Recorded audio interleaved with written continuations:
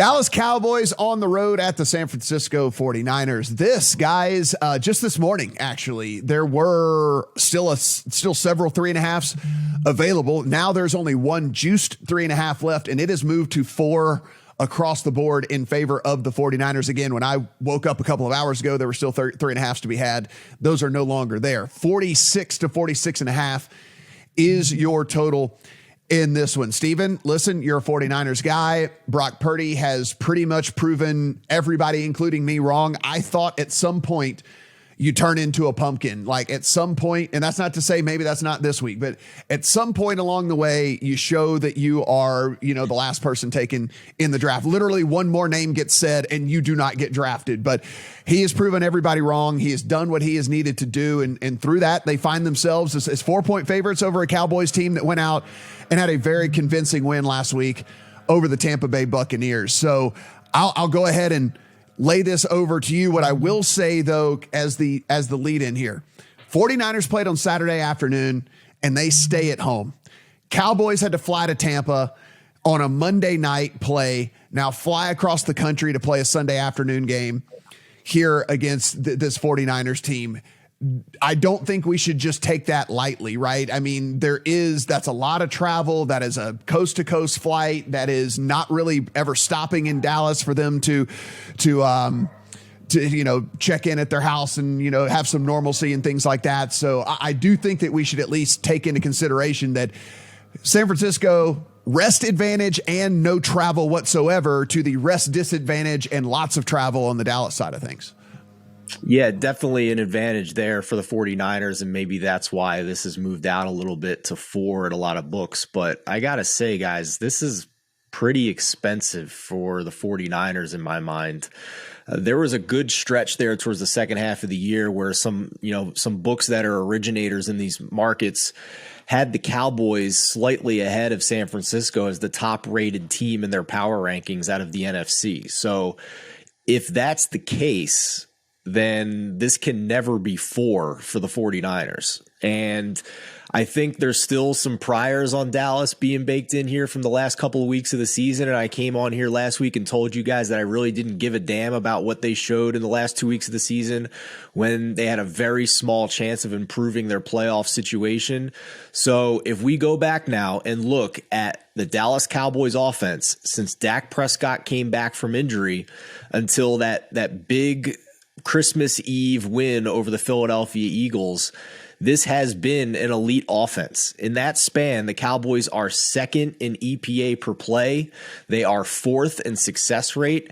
And Dak Prescott has been third in dropback EPA and third in dropback success rate. So admittedly, as a 49ers fan, other than the Kansas City Chiefs, this Cowboys team was the team I did not want to face in the playoffs. So I think this is the de facto NFC Championship game, at least in my mind. I think whoever wins this game beats either the Giants or the Eagles next week.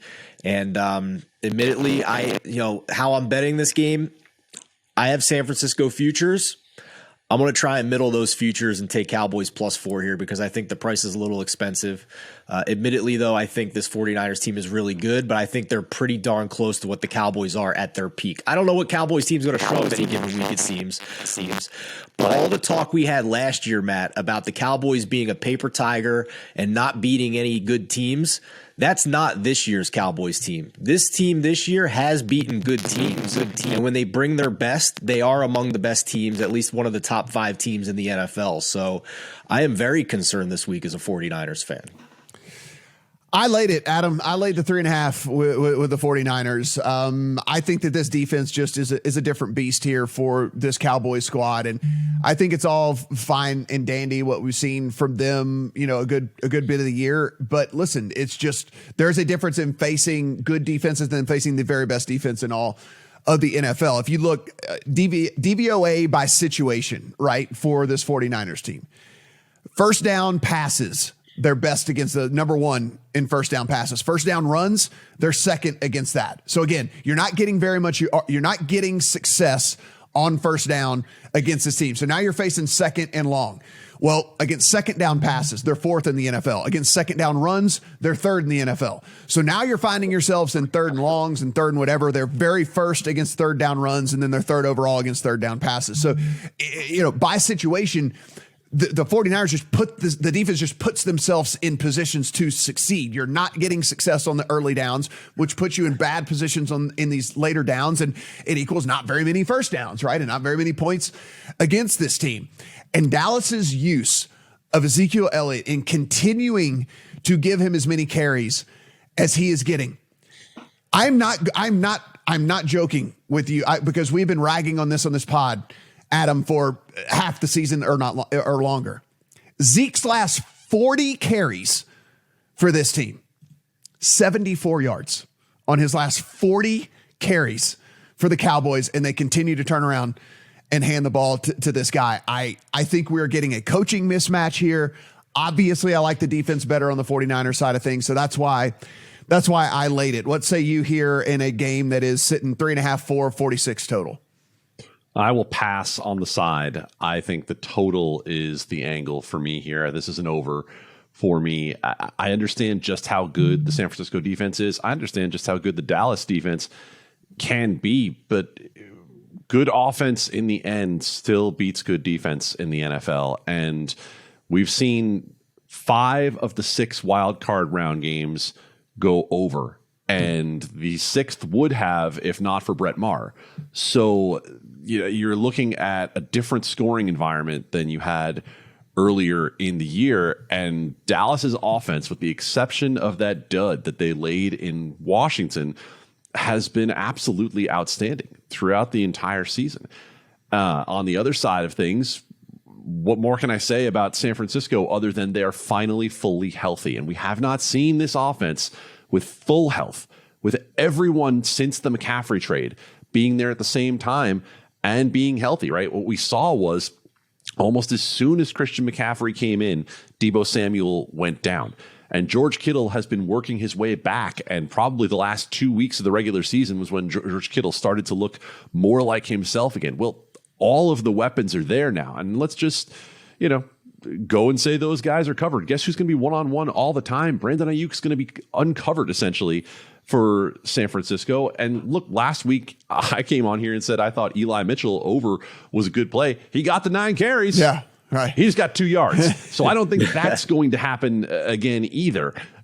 Every way I look at this game, every possible game script I see, and there are a lot of them because Football Outsiders ranks variance.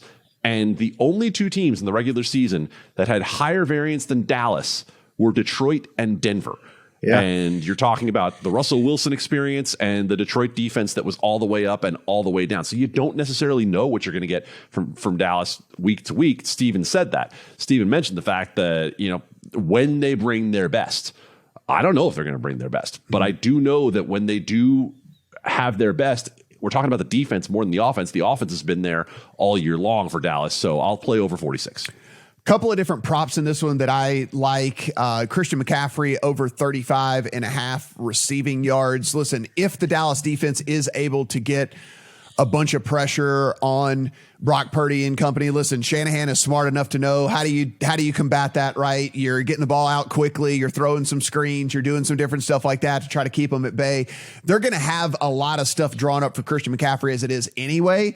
And I think then if you do believe that Dallas has any sort of success, I think that equals just more opportunity in the pass game for Christian McCaffrey as well. So really like the over 35.5 there for him. And Brock Purdy's rushing prop is set at 6.5 yards.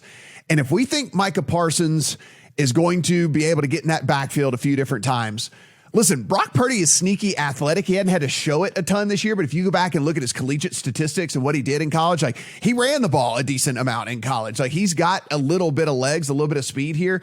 All we need is one little oh shit moment where he looks over his shoulder and sees Micah Parsons coming and he just like takes off around the corner or whatever. I think the more pressure that he's under, the more chance we get for that to get over as well. But again, 6.5 yards right now for Purdy on the rushing.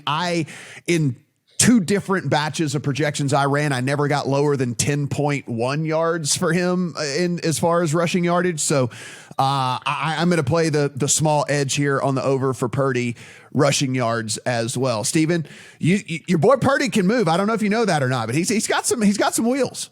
Absolutely. And you know what I love too? He doesn't necessarily, like a 7th round rookie, just lower his eyes and take off and run all the time, right? Like, how about, the Mahomes light play he had last week where he's scrambling around, but keeping his eyes downfield, stays in bounds, takes a hit, and delivers a strike for a touchdown. I mean, you find me another late round rookie quarterback that's doing that. That was really impressive to me. And, I don't have any props in this game, but I do want to at least just point out one other thing here with this game that's really fascinating to me. Ben Baldwin on Twitter, he's a great follow. He puts out a lot of infographics and charts. And this week, what he did is he put defensive EPA per play on one axis, offensive EPA on the other, and he put every Super Bowl team from this century on the chart, plus the divisional round teams that are still alive.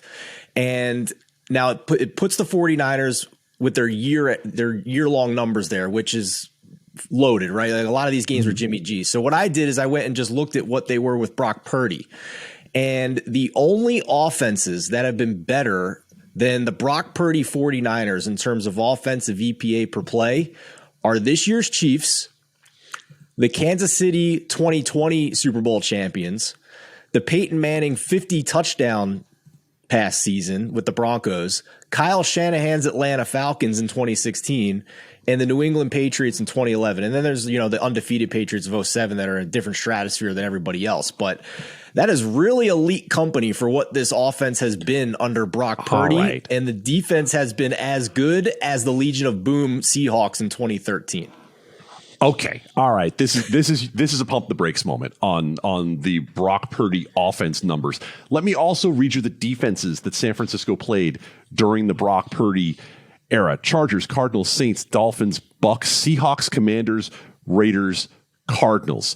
I get that they're playing well, and I'm fine with them playing well, but the idea of historic level Brock Purdy, first of all, small sample size. Second of all, look who they played. I'm not ready to crown anybody anything yet against that sort of thing. Like, I'm fine with the idea that maybe he's better than we thought he was, but putting him up there with, I don't care. I mean, I'm not going to say I don't care what the numbers say, but come on, guys. Like, that's a lot. I should at least qualify that my conclusion of this is not that Brock Purdy is some amazing quarterback. It's that Kyle Shanahan is otherworldly when it comes to scheming this offense, that it's amazing that they're doing this with a 7th round quarterback. Like, Kyle Shanahan, if he wins a Super Bowl, this is a Hall of Fame coach in my mind, what he's doing with this offense.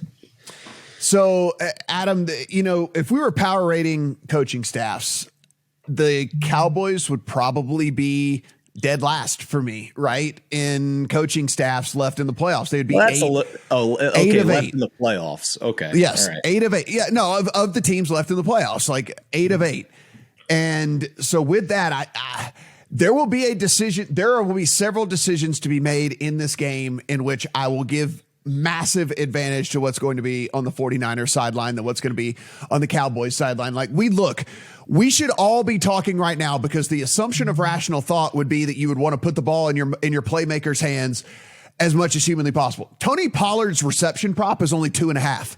Have any of us mentioned it, or that we want to play it? Because we don't have any faith in this team that they're going to put the ball in their best playmaker's hands as much. Like, that should be, we should be smashing the button going, hey, they're going to be smart enough to know that they should. No, because we don't have confidence that they're going to do that at all. And so I look at this, and it's, to me, huge advantage as well on the sidelines with Shanahan and his guys over the Cowboys and what they bring to the table here.